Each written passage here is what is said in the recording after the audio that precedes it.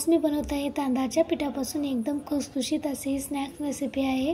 खूपच टेस्टी बनते आणि कमी वेळात बनते आणि घरात असलेले साहित्य देखील बनून रेडी होते। मी लक्ष्मी, माझ्या रेसिपीमध्ये तुम्हा सर्वांचं खूप खूप स्वागत आहे। सर्वात आधी मी येथे एका पॅनमध्ये 2 कप इतके पाणी घेतलेलं आहे। त्यामध्ये चवीनुसार मीठ घातलेलं आहे, 1 चमच इतकं जिरा घातलेला आहे आणि 1 चमच इतकं तेल घातलेलं आहे। आता याला उकळी येईपर्यंत आपल्याला झाकून ठेवायचं आहे। छानपैकी उकळी आल्यानंतर आपण याची पुढची प्रोसेस करूयात। बघू शकता आता छानपैकी उकळी आलेला आहे। यामध्ये मी इथे 2 कप इतकं तांदळाचं पीठ घालत आहे।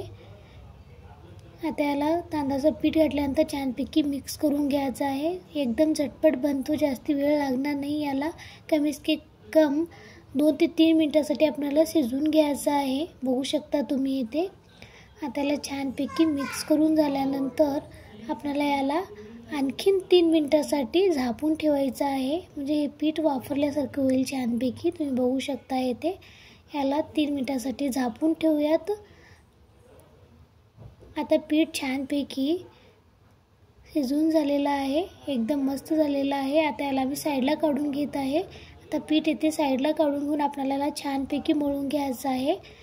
कमीत कम आपल्याला 5 मिनिटांसाठी तरी याला छानपैकी मळून घेतलं पाहिजे, तरच याला चिकटपणा पण छान येतो आणि आपली रेसिपी पण मस्त बनून रेडी होते।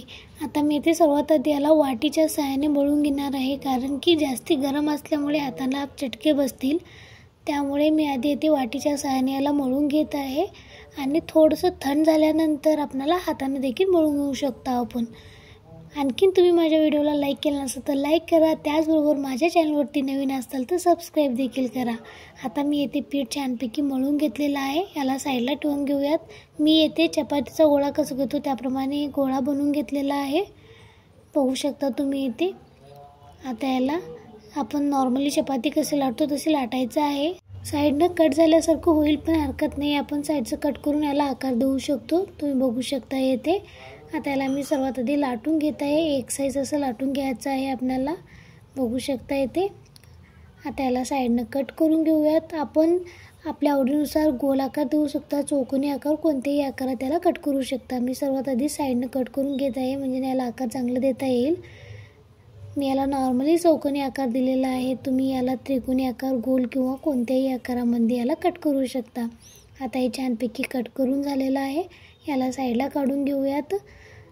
मी इथे 2 ते 3 चपातीच्या लादी बनवून घेतलेला आहे। आता इथे तळून घ्यायचं आहे। पॅनमध्ये तेल गरम करायला ठेवले होते, तेल छानपैकी गरम झालेलं आहे। जास्ती गरम पण नसावे आणि थंड पण नसावे, नॉर्मल मीडियम फ्लेवर आपल्याला तळून घ्यायचं आहे। याला एकदम मस्त आणि टेस्टी अशी ही रेसिपी बनवून रेडी होते। आपण याला महिन्यासाठी देखील स्टोर करू शकतो। आता याला मीडियम फ्लेवर मी छानपैकी तळून घेणार आहे। एकदम सोनेरी रंग आल्यानंतर आपल्याला याला साईडला काढून घ्यायचं आहे, तुम्ही बघू शकता येथे। आता या प्रमाणात मी इथे याला साईडला काढून घेत आहे। अशाच प्रकारे मी सर्व चिप्स इथे तळून घेतलेला आहे।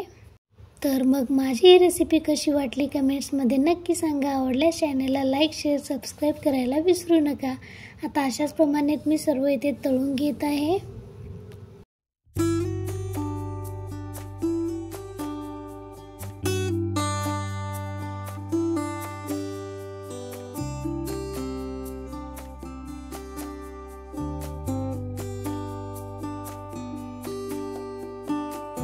आता मी इथे सर्व इथे तळून घेतलेलं आहे। नॉर्मल आपण असेही खाऊ शकतो, लहान बाळाला द्यायचे असेल तर तुम्ही असेच देऊ शकता।